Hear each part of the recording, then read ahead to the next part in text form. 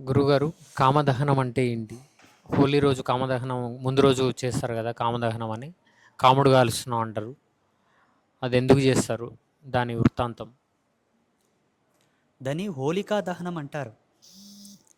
హిరణ్యకశిపుడికి చెల్లెలు ఉంటుంది హోలిక అని. ప్రహ్లాదుని చంపడానికి హిరణ్యకశిపుడు అన్ని విధాలుగా ప్రయత్నించినప్పటికీ, శతవిధాలుగా ఆయన ప్రయత్నం చేసినప్పటికీ ప్రహ్లాదుడు మరణించడు. ఆయనకు విసుకొచ్చిపోతుంది తండ్రికి. తల పట్టుకొని కూర్చుంటాడు. ఈమె మేనత్త కదా హోలిక వచ్చి, అన్నగారు, చిన్న బాలుణ్ణి, దేవేంద్రునే గడగడలాడించిన నీకు చిన్న బాలుణ్ణి చంపడానికి ఇంత శ్రమ ఎందుకు, నేనున్నాను కదా, నేను చంపుతా అని చెప్పేసి ప్రహ్లాదుని పట్టుకొని కాల్చనీకే, భస్మం చేయనీకే పోతుంది. హోలికకు ఒక శాపం ఉంటుంది, ఒక వరం ఉంటుంది. ఆమె ఎప్పుడూ బగబగ మండుతూనే ఉంటుంది, నిప్పుగోళంలాగా. ఒళ్ళంతా మంటలే ఉంటాయి ఆమెకు. ఆమెకు ఒక వరం ఏమిటంటే, నిన్ను ఎవరు చంపలేరు. ఆమెకు శాపం ఏమిటంటే, నీ మీద నీటి చుక్క పడితే నువ్వు అంతమైపోతావు. నీటి చుక్క పడితే అంతమైపోతావు. ఆమెకు ఉండేటటువంటి దుర్గుణం ఏమిటంటే, పురుషులు స్త్రీలని బలవంతం చేస్తారన్న ఒక నానుడి ఉంది కదా, ఈమె కామ పిశాచి. తన కన్ను పడిందంటే దేన్నైనా వదిలేది కాదనమాట. ఈరోజు ఈ నగరాన్ని తినేసేయాలంటే తినేసేది, ఎవరు ఏందనేది లెక్కలే. ఈరోజు ఋషుల యొక్క ఆశ్రమాన్ని ధ్వంసం చేయాలంటే చేసేది. అంతటి నరరూప రాక్షసురాలు. ఆ?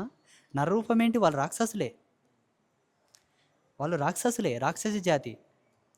అటువంటి మితిమీరినటువంటి కామవాంఛలు అంటే ఏది కావాలంటే అది కావాలి, ఇంకంతే. అటువంటి కామిని, అమితమైనటువంటి పరిమితే లేనటువంటి కామంతో ఉండేటటువంటి ఆ హోలిక ప్రహ్లాదుని వెళ్ళి భస్మం చేస్తాను పట్టుకునేసరికి, ఆయన వరపుత్రుడు కదా ప్రహ్లాదుడు, శ్రీహరి యొక్క అపార కృపలు పొందినటువంటి పరమ భాగవతోత్తముడు, రాక్షస కులంలో పుట్టినప్పటికీ గొప్ప దైవభక్తుడు. ఆయన్ని ముట్టుకునేసరికి, ప్రహ్లాదుని ముట్టుకునేసరికి వర్షం కురుస్తుంది, ఆమె అంతర్ధానం అయిపోతుంది. ఆమె పేరు హోలిక అయినప్పటికీ మితిమీరిన కామవాంఛలతో ఉండింది కాబట్టి కామిని యొక్క దహనం అయిపోయింది, కామిని యొక్క పీడ విరగడైపోయింది, కామిని చనిపోయిందని చెప్పేసి అందరూ సంబరాలు జరుపుకున్నారు, రంగులు చల్లుకుంటూ. ఈ పౌర్ణమి రోజే అది జరిగింది కాబట్టి కామదహనం కామదహనం కామదహనం అంటారు. దీని వాస్తవ కథ ఏంటంటే, హోలికా దహనం. పౌర్ణమి రోజు హోలికా దహనం చేసి మరుసటి రోజు ఆనందంగా రంగులు జల్లుకుంటూ ఆనంద సంబరాలు జరుపుకుంటారు. ఇది అసలైన చరిత్ర. ఇక కామదహనం ఎలా చేయాలంటే, చాలామంది కూడా వాళ్ళ వాళ్ళ సాంప్రదాయాల ప్రకారంగా వాళ్ళు చేస్తారు. ఎవరి గ్రామంలో వాళ్ళ నియమాలకు అనుసారంగా వాళ్ళు చేస్తారు. అవి ఎక్కడి నుంచి వచ్చినాయి? పెద్దలు చేసినటువంటి ఆచారాలు. సశాస్త్రీయంగా చెప్పాల్సి వస్తే, ముళ్ళున్న చెట్లు, ముళ్ళతో కూడినటువంటి కట్టెలు, 9 రకాల కట్టెలు తీసుకురావాలి. ఒకవేళ 9 రకాల ముళ్ళ కట్టెలు దొరకకపోయినా 7 తీసుకురావాలి. 7 దొరకకపోయినా 5, 5 దొరకకపోయినా 3. ముళ్ళున్న చెట్టు కట్టెలు 3 రకాల కట్టెలు తెచ్చి పిరమిడ్ ఆకారంలో కట్టెలు పేర్చి, ఆ పేర్చినటువంటి కట్టెలకు చీర కట్టించి, ముక్కు పుడకబెట్టి, మంగళసూత్రం వేసి, గాజులేసి, జోడు రైకెలు కప్పి, మల్లెపూలేసి, కుంభం పోసి, ఒడి నింపి, దండం పెట్టుకొని అంటియాలి. అలా కామదహనం అయ్యేటప్పుడు ప్రదక్షిణలు చేస్తే ఆ వంశంలో మితిమీరిన కామ కోరికలు రావు. 10 మందితో ఉసురు అనిపించుకునే పిల్లలు కానీ, వాళ్ళ రాతలో ఏమన్నా చెడ్డ గుణాలు పుట్టేటటువంటి దినాలు భవిష్యత్తులో ఉన్నా ఆ మంటలో భస్మీపటాలం అయిపోతాయి. వాళ్ళు సజ్జనులై సద్గుణ సంపన్నులై వెలుగుతారు. ఇప్పుడు చాలామంది కష్టాల పాలు ఎందుకైతున్నారు, ఇబ్బందుల పాలు ఎందుకైతున్నారో తెలుసా? అత్యాస. పెద్దలనే అన్నారు, అత్యాస ప్రాణగండమని. దేవుడు వాళ్ళను పుట్టించినట్టు వాళ్ళు పడి పెట్టిటాడు స్వామి. వీళ్ళు అతిగా ఆశపడడం వల్ల, మితిమీరిన కోరికల వలన, అతికామం వలన పాడైన వాళ్ళు 1,00,000 మంది ఉన్నారు. ఈ నియంత్రణ శక్తి రావాలంటే కామదహనం చేయాలి ఈ పుణ్యం రోజు. ఎవరింటి ముందలో చేసుకోవచ్చు, లేదా ఒక 10 ఇండ్లు సఖ్యతగా ఉన్న ఐక్యమత్యంగా ఆ 10 ఇండ్లు కలిపి ఆ బస్తీలో చేసుకోవచ్చు. ముండ్ల కట్టెలేసినప్పటికీ కూడా ఒక్క గంధపు చెక్కన్న వేయాలంట, ఎందుకంటే హోలిక కూడా చాలా కఠోరమైన తపస్సు చేసి బ్రహ్మదేవునితోనే వరాలు పొందింది కాబట్టి. ఇప్పుడున్న మనుషులు ఏం చేస్తారంటే, ఏడబడ్డ కట్టెలన్నీ తీసుకొచ్చి అంటిస్తారు. అది పద్ధతే, కానీ ఆమె ఒక స్త్రీమూర్తి. స్త్రీమూర్తి వలె అలంకరించిన తర్వాతనే అంటించాలి, దండం పెట్టుకోవాలి, ప్రదక్షిణలు చేయాలి. మరుసటి రోజు ఆ భస్మమంతా తీసుకెళ్ళి ఏటిలో కలపాలి, లేదా ఎక్కడైనా పక్కన చెట్ల దగ్గర పోసేయాలి. చాలామంది ఆ భస్మం తీసుకొని బొట్టు పెట్టుకుంటారు, మళ్ళీ తప్పు. కామం వెంట తెచ్చుకున్నట్లనే ఖాళీ బూడిదైంది మళ్ళీ తెచ్చుకొని పూసుకుంటారు ఎవరన్నా. మా పల్లెటూరులో పూసుకుంటారు కంపకాల. గిడ ఊరన్మ పక్కడ కాలుస్తారు, అందరూ పిడక తెచ్చుకుంటారు, కాలే బొగ్గన్న కట్టెన్న తెచ్చుకుంటారు, ఇంట్లో పెట్టుకుంటారు. అది ఆడినాక ఆరిపోయినాక బొట్టు పెట్టుకుంటారు. ఆ తప్పు చేయకూడదు. దండం పెట్టుకోవాలి, మళ్ళీ మొక్కాలే. అమ్మా, ఏ జన్మలో ఎవరు పాపం చేసిండ్రో, నా తాత చేసిండ్రో, నా తాత తండ్రి చేసిండ్రో, నా తండ్రి చేసిండో, నా తరంలో ఎవరు చేసిన పాపం యాడ సెటాకడంతా మిగిలిపోయిందో, ముత్యమంతా మిగిలిందో, పగడమంతా మిగిలిందో, ఎనికెంత మిగిలిందో, అది కాస్త నా మీద పడేనో, నా పిల్లల మీద పడేనో, రేపు పడుతుందో, ఎల్లుండి పడుతుందో, ఇంకొక సంవత్సరానికి పడుతుందో, మా జన్మల్లో అటువంటిది ఏమన్నా ఉన్నా అన్నీ పోయేటట్లు చూడు తల్లి అని మొక్కాలే. ఇంకొక లాజిక్ చెప్తా. హోలిక మహాపతివ్రత, వరపుత్రిక. కానీ ఆమెకుండే శాపం వలన అటువంటి కోరికలు పుట్టడం, ఆ కర్మఫలాన్ని నివారించుకోవడానికి అట్లా వికృత చేష్టలు చేసేదే తప్ప షీఈ్ వెరీ పవర్ఫుల్. ఇంద్రుడు భయపడేవాడు ఆమెను చూస్తే, అదృశ్య రూపంలో అయిపోయేవాడు, కనిపించకుండా ఇంద్రజాల శక్తులతోటి మాయమైపోయేవాడు. అర్థం చేసుకోండి. ఒకానొక సందర్భంలో అగస్త్యుల వారు ఆమెను శపించనీకి పోయి కమండల జలం తీసుకొని మళ్ళీ రిటర్న్ తీసుకుంటాడు. కారణం ఏంటో చెప్పు. ఆయనకు తెలుసు ఈమె మీద శాపాలు పనిచేయవని. ఆమె మరణం నిశ్చయమై ఉన్నది.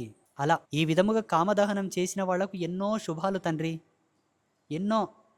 ఉదాహరణకు చెప్తాను. ఒక ఆయన పెళ్లి చేసుకున్నాడు, ముచ్చటికి 2 కొడుకులను అన్నాడు. పెద్దవాడు గుణవంతుడు, బుద్ధివంతుడు, చిన్నోడు కొంచెం ఆకతాయి, అల్లరి, తుంటరి చేష్టలు ఎక్కున్నాయి. దీనికి కారణం ఏంటి? వాళ్ళ తాతగారి పోలికలు ఈయనకు వచ్చేసాయి. తండ్రి బుద్ధిమంతుడే, అన్న బుద్ధిమంతుడే, ఆ చిన్నోనికి ఆ పోలికలు వచ్చాయి. ఆ పోలికల కారణంగా డాక్టర్లు కూడా చెప్తారు కదండి, జీన్స్ ప్రకారంగా పెద్దలవేవో వస్తాయని, రోగాలు వస్తాయంటారు, అన్నీ వస్తాయంటారు కదా. వాడు ఏం చేస్తాడు? చదువుకునే దశలో కాస్త వయసు వచ్చేసరికి, వయసు అంటే ఏంటి, వాడు రోజు అద్దం చూసుకుంటాడు.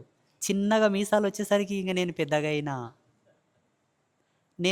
అయినా నాకు మీసాలు వచ్చినాయని వానికి వాడే డిసైడ్ చేసుకుంటాడు. అసలు పెద్దరికం అంటే ఏంటో కూడా వానికి తెలియదు. కేవలం ఇవి చెప్తాయి ఇవన్నీ పెద్దగైనవని. ఇవి రాకుంటే బాగుండేదేమో పాడుగాల.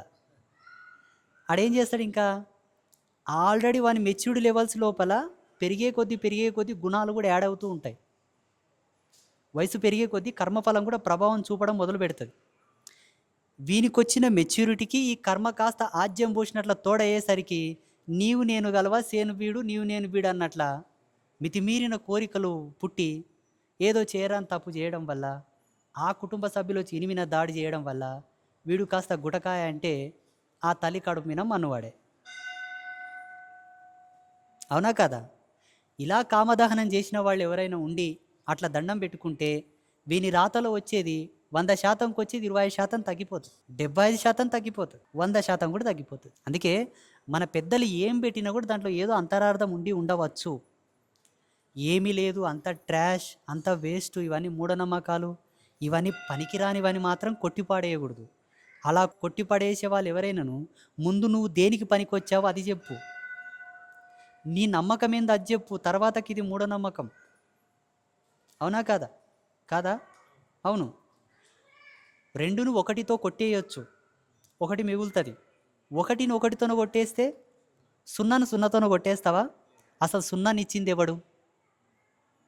ఎవడిచ్చిండు? ఋషి ఇచ్చాడు.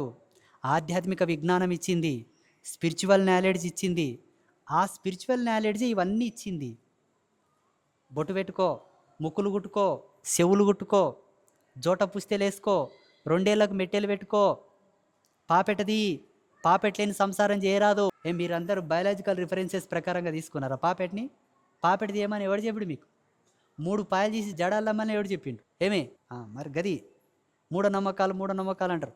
అసలు నీవు ఏ నమ్మకంకి ఆధారపడి ఉన్నావు అది చెప్పు ఫస్ట్. అట్లా ఒకటేనండి, అనంతమైనటువంటి విజ్ఞాన సాగరం మన ధర్మం, అనంతం, లెక్కగట్టలేం.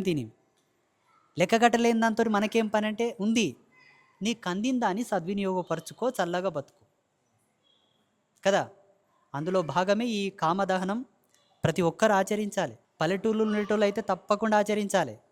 సిటీలు అంటే కొంచెం సౌలభ్యం ఉండదండి. ఇప్పుడు అపార్ట్మెంట్లు ఉండేటోళ్ళు ఏడ కాల్చాలండి? ఇంటి ముందర కాల్చుకోనాలనా? ఆ స్మోక్ డిటెక్టర్స్ మోగుతాయి, అలారం టాయ్ టాయ్ టాయ్ అని కొడతాయి పొగొస్తే. అందుకే పల్లెటూళ్ళలో ఉన్నోళ్ళు చేయాలి. పల్లెటూళ్ళు ఉన్నోళ్ళు అందరు చేసి ఏం చేయాలి?